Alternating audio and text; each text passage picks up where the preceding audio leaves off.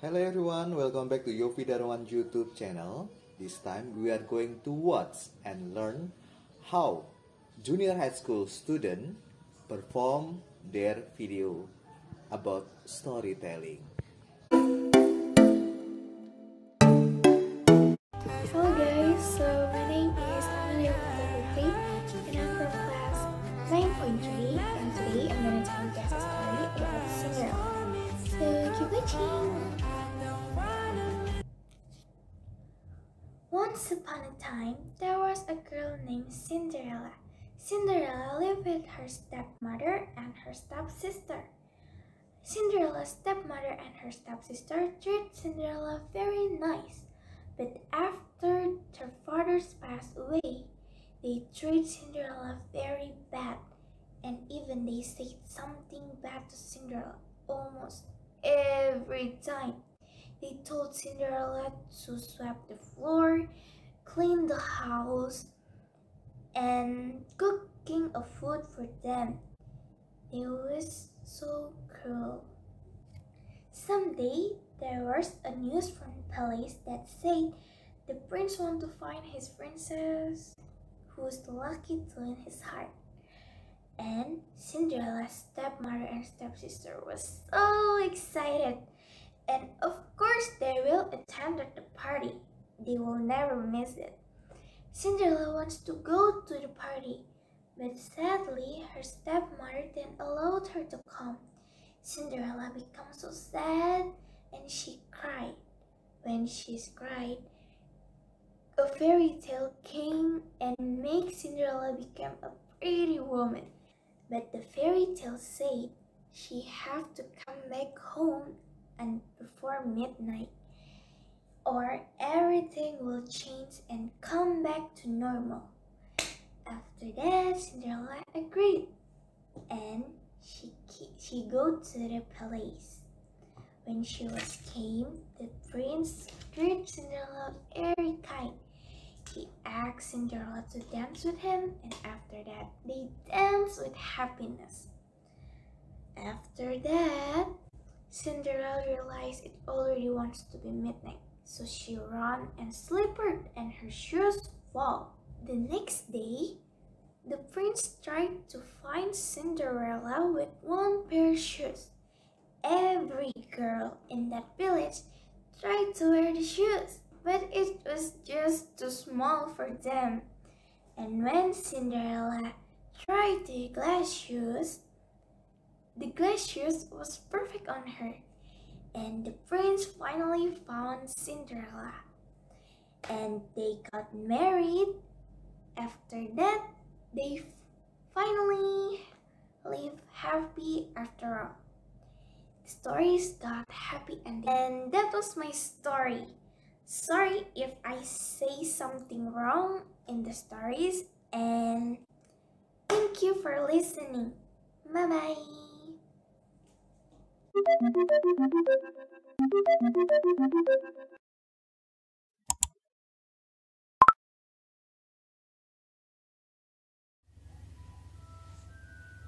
Oh, hello! Salutation for Saint Francis.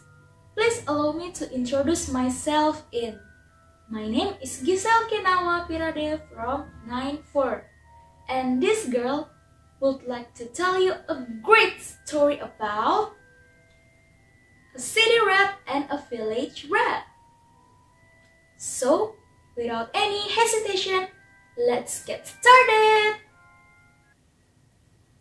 Once upon a time, there were two rats who were good friends. One lived in a city and the other lived in a village. Both exchanged news of their well-being through the other rats who traveling between the two places. One day, the city rat wished to meet his village friend and sent a message through some other rats in the village. The village rat was very excited about his friend's visit. He made preparations to welcome him and went to the border of the village wearing a traditional dress. However, his city friend was wearing a suit and a tie. They hugged each other and exchanged greetings. The village rat welcomed him and said, Welcome to the village. The air in here is quite fresh.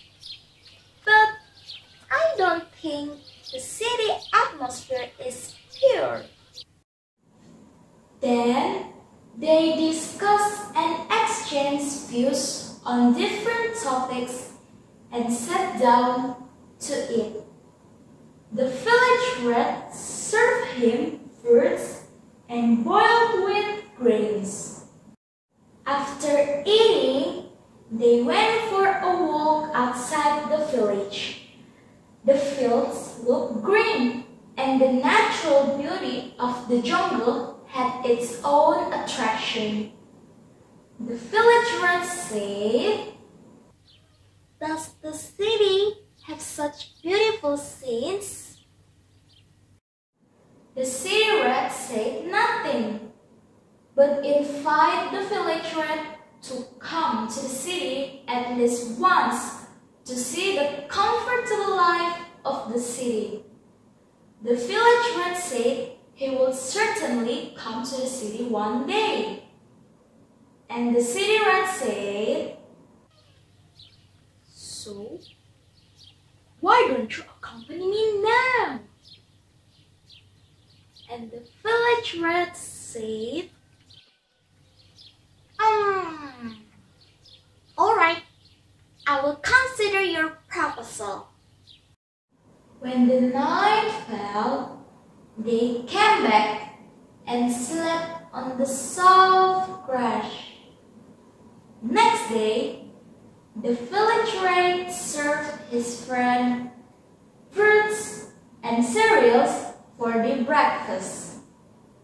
But the city rat was irritated and said to the village rat, Let us go to the city right now. Give me a chance to serve you. The village rat accepted and got ready for the journey to the city. The city rat lived in a big house. At night, the village rat was surprised to see the dining table full of different types of dishes. The village rat has not seen such a variety of food before. Then, the city rat asked the village rat to enjoy the meal. After that, they started eating.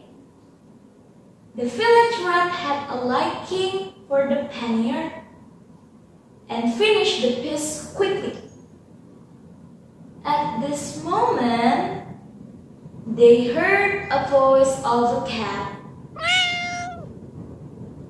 And the city rat said, Quickly, hide yourself.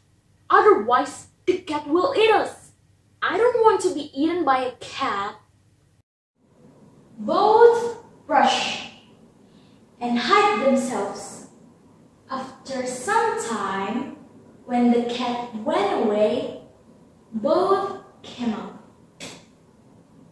The village rat was still trembling. But the city rat started eating again and advised his friend. Don't be afraid. It is a part of the city life. I'm sure you will get used to it. The village rat gathered courage and went to the dining table again. This time, he quickly finished the cake of his choice. At this juncture, A boy came there with a dog. The village rat being afraid of the dog, and he asked his friend, Hey, who is this fellow? The city rat said, "He is Jimmy, the son of the master of this house, and the dog is his pet. Be quick and hide yourself there." After their departure, both rats came out. The village rat was very afraid, and he said, Friend, I think I should go back now to the village. I am thankful for the tasty dishes, but there are too many dangers in here. I cannot live like this. I prefer the village than the city, even though it is not modern like the city. But I love to stay at the village. So, thanks again for all of this. But I should go back now. and he started off to the village. On reaching, he had a sigh of relief and said, Oh, life is precious and above all wisdom.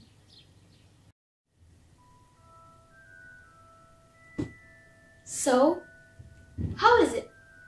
Is it great, fascinating, admirable, awful, or frightful? Well, I hope you enjoy this story even though it is not perfect. I'm truly sorry if there are any mistakes that I made, such as wrong pronunciation, the intonation, the expressions, and the others. Alright, so I guess we are at the end of the video, and I would like to say thanks for your time to watch this video. And I hope I get pleasant score for this.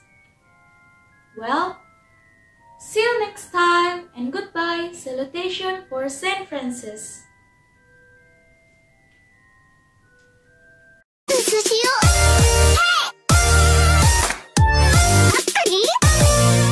My name is Nicholas Devin Ghazali. I'm from 9.2. Today I'm gonna tell you a story called The Hungry Mouse. Correction, it's actually called a king's painting. Continue. So, let's get started. Once upon a time, there was a kingdom. The king there had only one eye and one leg. Everyone in his kingdom lived happily and peaceful life because of their king. One day, the king was walking through the palace hallway and saw the picture of his ancestor. He thought that one day his children will walk the same hallway and remember all of the ancestor through the portraits. But the king doesn't have his portrait painted due to his physical disabilities. He wasn't sure that his painting would turn out good. So he invited the famous painters from his and others' kingdoms to the palace. The king then announced that he wants a beautiful portrait made of himself to be placed on the palace. Any painters who can carry out this should be forward. He will be rewarded based on the painting. All the painters begin to think that the king has only one leg and one eye. How can his pictures be made very beautiful? It is not possible. If the pictures doesn't turn good, the kings will be angry and punish them. So everyone start to make an excuse and politely decline to make the paintings of the king. But suddenly, one painter raised his hands and said, I will make a beautiful portrait of you that you will surely like. and the kings are happy, and the others are curious. The kings give him the permissions, and the painters start drawing the pictures. He then filled drawings with the paint. Finally, after a long time, the picture was ready. All other curators and other painters were curious and nervous. How can the painter make the king's portrait beautiful because of his physically disabled? What if the king didn't like the portrait and gets angry? But when the painter presented, everyone in the court, including the king, left stunned. The painter made the portrait, which is the king was sitting on a horse, on by the one leg side, holding his bow and aiming the arrow with his one eye closed. The king was very impressed because of the painter made a beautiful portrait by hiding a disabilities of the king. The king gave him the big reward. So, the moral of the story is we should think positive to others and ignore their weaknesses. So, that's it. Goodbye everyone. Thank you for listening and always stay awesome.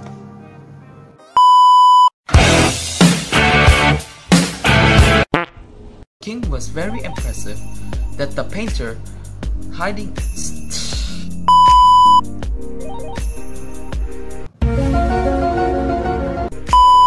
a beautiful portrait that the king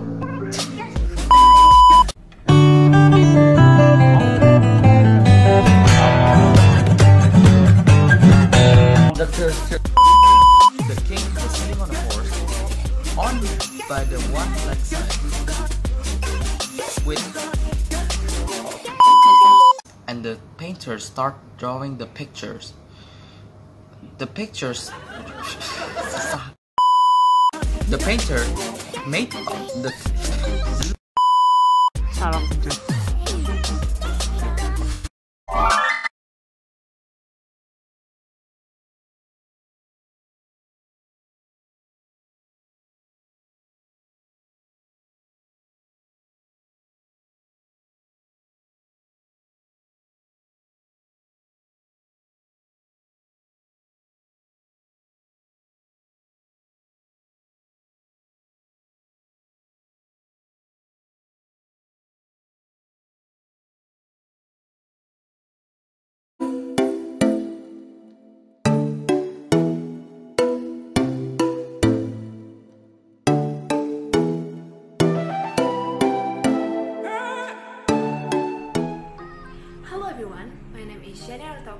and I'm from class 9.4.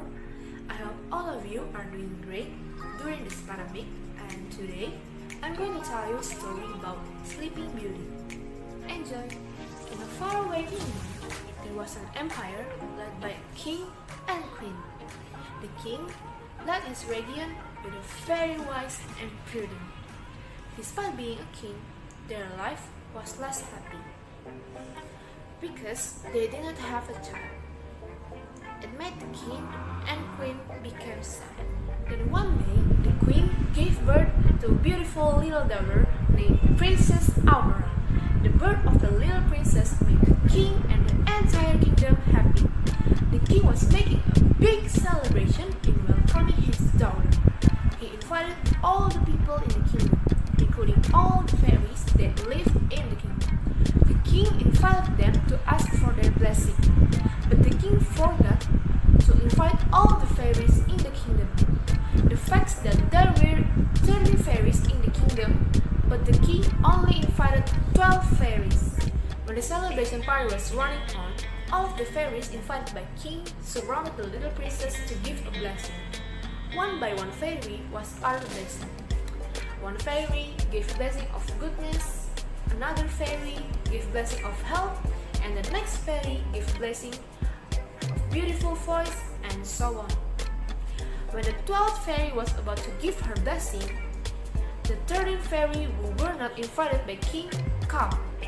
She was very angry and could not accept this humiliation. The 30 fairy was not giving a blessing to the little princess. She even cursed her. The 30 fairy said, when the baby is 16 years old, she will be pricked by a needle and fall asleep for a long time. After saying that curse, the 30 fairy left the palace using her broomstick. Everyone in the palace was shocked and saddened, as well as the king and queen. The queen begged to the fairies, please withdraw this curse. What have you spoken, irrevocable my queen? Said the fairy. The other fairy tried to calm king and queen. Do not worry, the princess will not die. She just fall asleep for a long time. Oh, and this curse will be lost if there is prince awaken her. Another fairy. Hearing the explanation, the king and queen relieved. However, they were still afraid of the incident occurred. The king ordered to get rid of all the needles in the palace. Days passed. Princess Aurora grew into a beautiful princess. She was very good and had very beautiful voice. Everyone in the palace loved her. At the age of 16, the princess entered a small room in her palace. She saw a woman who was sewing. The princess was surprised and asked, what are you doing? I'm sewing. Come here, I will teach you how to sew. The woman replied. Princess Aurora did not know that the old woman is evil fairy in disguise. She took a needle in the hands of woman, then suddenly she was pricked and fell asleep. When Princess Aurora slept, all people in the kingdom will fall asleep too. Then the fairy put her on the mattress. Years passed. Princess Aurora had been asleep for hundreds of years, until the day came. A prince from a distant land approached the kingdom. He saw a beautiful princess asleep there. Then the prince kissed Princess Aurora. Then the curse was destroyed. The prince woke up from her sleep, as well as those that exist in the palace. Eventually, they become lovers and lived happily ever after. Alright, this is my story for today. Thanks everyone and see you soon.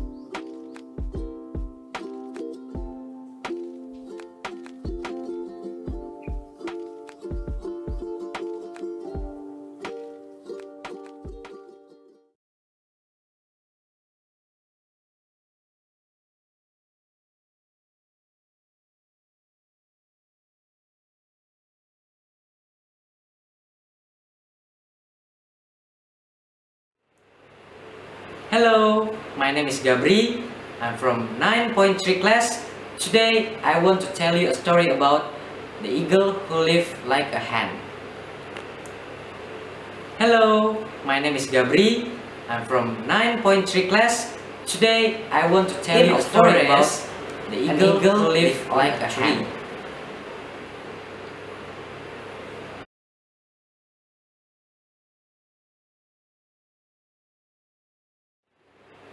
It had built a nest wherein to lay its eggs. There the eagle would hatch its eggs all through the day. Under the same tree there lived a hen. The hen had also laid eggs during the same period when the eagle had laid its eggs. One day, while the eagle had gone for hunting, a bear climbed up the tree to eat the eagle's eggs.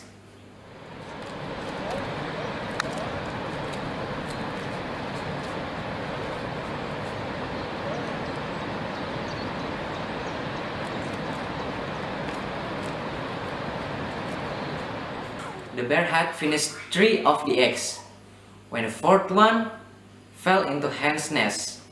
On returning, the eagle could not find her egg.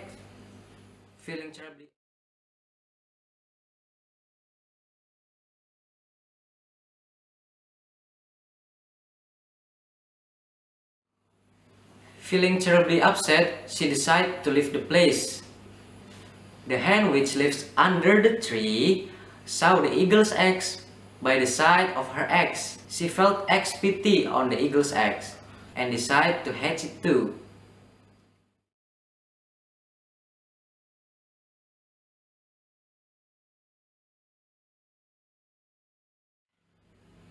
After a few days, the chicken's chicks hatched, and the eagle's chicks hatched too. The eagle would feed all the chicks, including the eagle's chicks too, as if it were her own.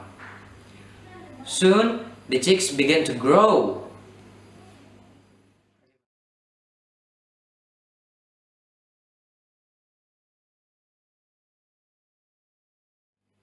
The young chicks would listen to their mother's sound and try to imitate her. The eagle's chicks also picked up the hen sound.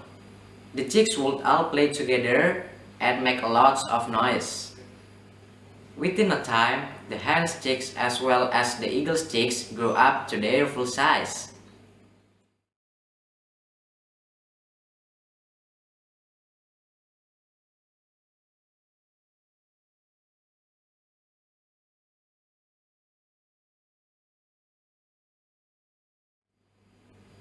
The eagle's chicks never realized that it was an eagle and not a hen.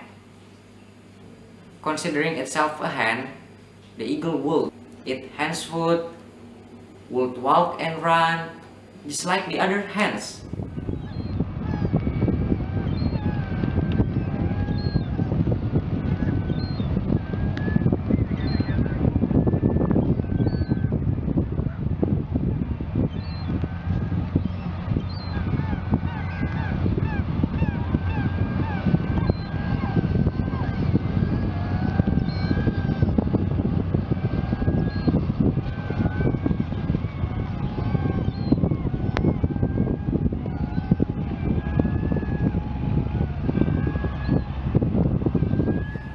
And would make sounds like hen. The eagle never learned to fly like the other eagle and live its whole life like a hen.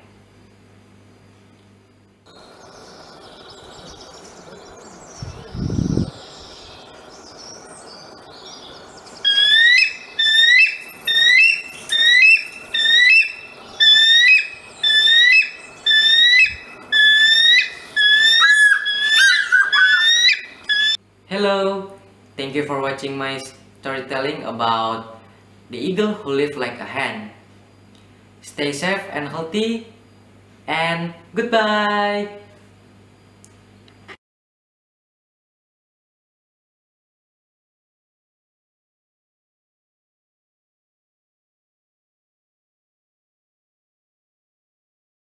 Hello everyone, I'm Felicia. Today I have a very special story called Beauty and the Beast. Now let's get started. Once upon a time, an enchantress turned a handsome man into a terrible beast when she discovered his selfishness. She left behind an enchanted rose. If the prince didn't find the true love before the last petal fell, he would remain a beast forever. In a village nearby, Belle lived with her father. More than anything, Belle wanted an adventure like those she read about in her beloved books. Gaston wanted to marry Belle, but she refused. Belle thought he was beastly bored and he didn't understand why she always reading. It's not right for a woman to read, he said. Belle's father, Maurice, was an inventor. His latest invention was an automatic wood chopper, which he was taking a contest at the country fair. "You win first prize," Belle declared. On his way to the country fair, Maurice got lost. A pack of wolves chased him into a cage of nearby castle. Not sure what he would find inside, Maurice entered the castle ground cautiously. Maurice could never imagine the hideous beast that confronted him. Thinking Maurice had come to stare at him, the beast was so furious. Without mercy, he locked unwanted visitor in the dungeon. When her father's horse came home alone, Belle went in search of her father and found him locked up. Belle begged the beast for Maurice's freedom. "Take me instead," she offered. The beast agreed, making her promise to stay in the castle forever. On the first night, Belle met the castle servant. The spell cast by an enchantress turned them into enchanted objects.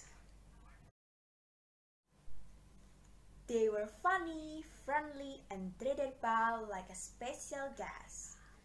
"This is Cockwards o'clock, this is Lumiere the candle burn, and then Mrs. Potts and her child Tips."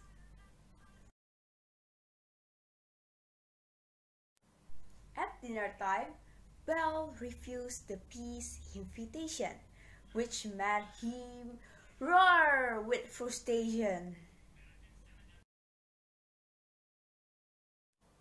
He was anxious to end the spell, and felt Belle was a sign of hope.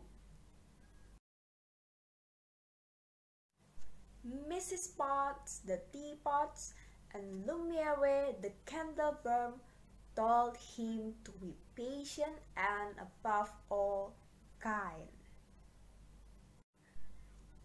Later that night, Belle came upon the magic rose the enchantress left behind. As Belle reached out to touch it, the beast appeared and grabbed the precious rose. "Get out!" he yelled. Belle fled the castle on her horse, but he was attacked by the same wolf that had chased her father. Risking his life, the beast saved Belle. In the days that followed, Belle began to see the goodness in the beast. One evening, the beast again invited Belle to dinner. This time, she accepted. After dinner, the beast asked Belle to dance. As they whirled around the ballroom, the beast realized he was fall in love with Belle. Because of his love, the beast led Belle to return home to see her father. When the Gaston heard her speak fondly of the beast, he grew jealous and stormed the castle. Gaston stabbed the beast, and then accidentally he was knocked off the roof. Belle pulled the beast to safety. "Please, don't leave me," she sobbed. "I love you." As she spoke, the last rose petal fell. Then a shower of sparks filled the air.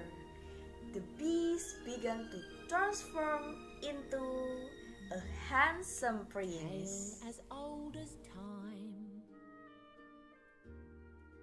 true as it can be. After that, enchanted objects were filled with joy as they too turned into humans and watched their prince and Belle fall in love anew. Just a little change. The moral value of Beauty and the Beast is that we should value inward characteristics such as kindness over other superficial qualities, such as wit and appearance. This moral is presented by showing that beauty valued in the inward characteristics of Beast and fall in love with him despite his outward experiences. The end. Okay guys, this is at the end of the story. I hope you enjoy this video from the beginning, and don't forget to wear your mask, wash your hands, and stay safe. Thank you all. See you next time. Bye bye. Tale as old as time, tune as old as song.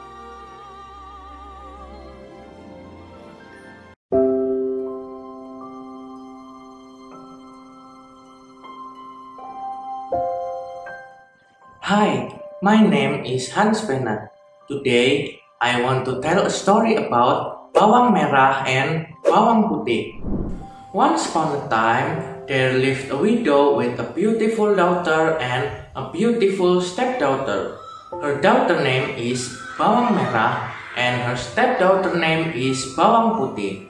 Her husband, bawang putih's biological father, had passed away a long time ago. The widow was not a nice lady. She treated bawang putih like a servant. She cleaned the house, cooked, washed clothes, and looked for firewood. If bawang putih's work went wrong, her stepmother would punish her by not feeding her. Every morning, her stepmother and bawang merah took turns shouting, "Hey, bawang putih! Wash my clothes!"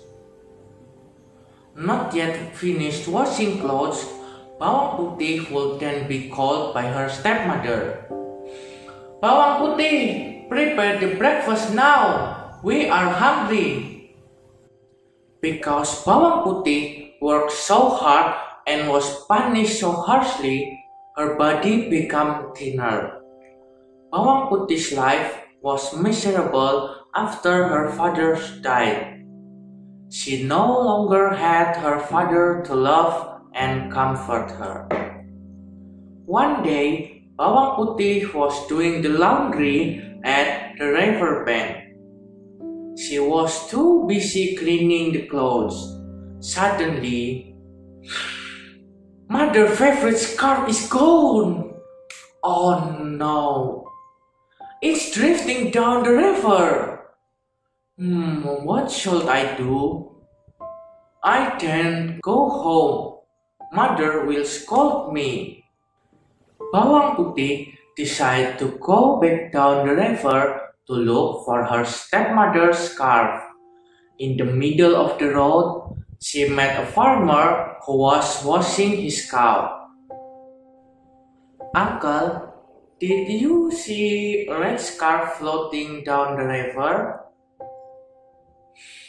"Red scarf? Oh yes, I saw it. The scarf was taken by an old grandmother who was washing her clothes by the river. The old grandmother's house is on the mountain."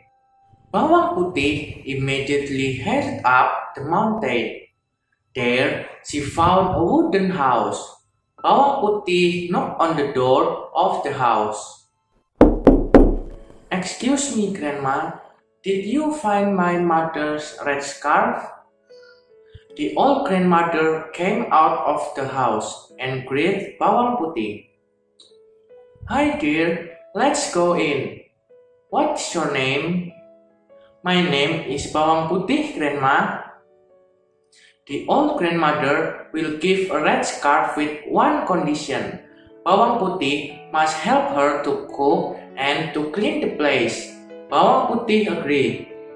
The old woman was satisfied with the result and she gave back the clothes to Bawang putih. She also offered her 2 pumpkins as a reward for her help. Bawang putih chose the small one.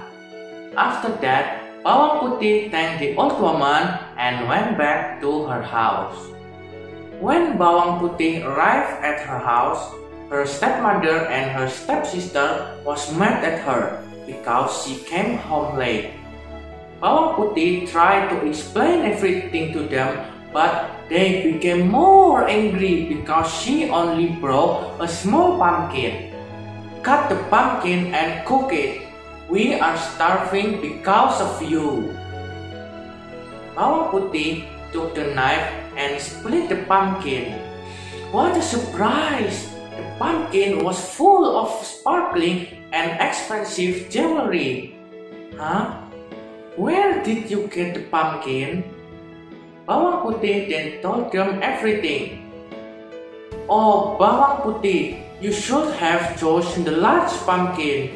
It would have had more jewelry. Hearing the words of Bawang Merah, the stepmother finally got an idea. Looks like I have an idea. Ha ha ha ha. The next day, Bawang Merah and her mother planned to recreate the situation experienced by Bawang Putih yesterday. Bawang Merah threw a cloth on purpose into the river and let it drift away.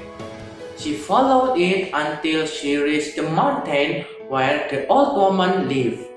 The old woman gave her the same request as she gave to Bawang Putih yesterday, but Bawang Merah refused it. The only way to get the pumpkin was to work to help the old grandma, but they still couldn't stop complaining. Finally, Bawang Merah and the stepmother finished their work and said goodbye. The old grandmother gave the scarf to Bawang Merah and her mother.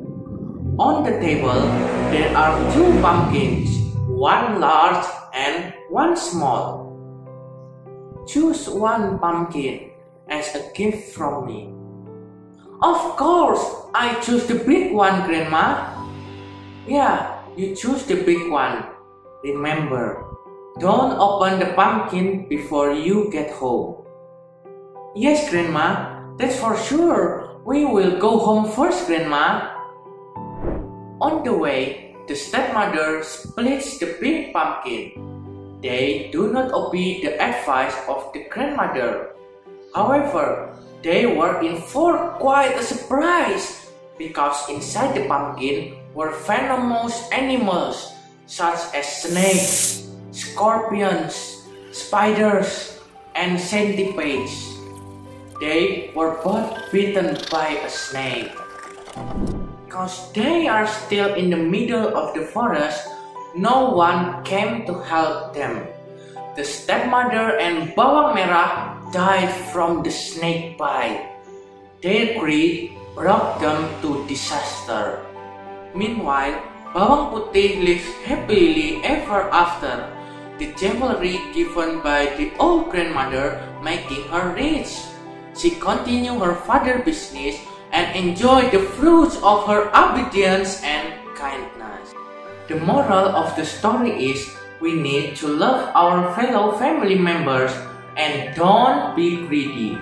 Thanks for watching. Don't forget to stay at home during pandemic and see you.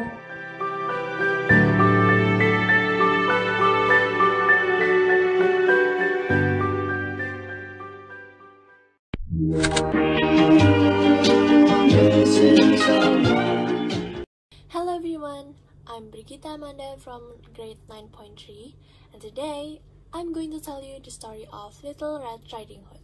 Once upon a time, there was a little girl who lived in a village near the forest. Every time she went out, she always wore her red cloak.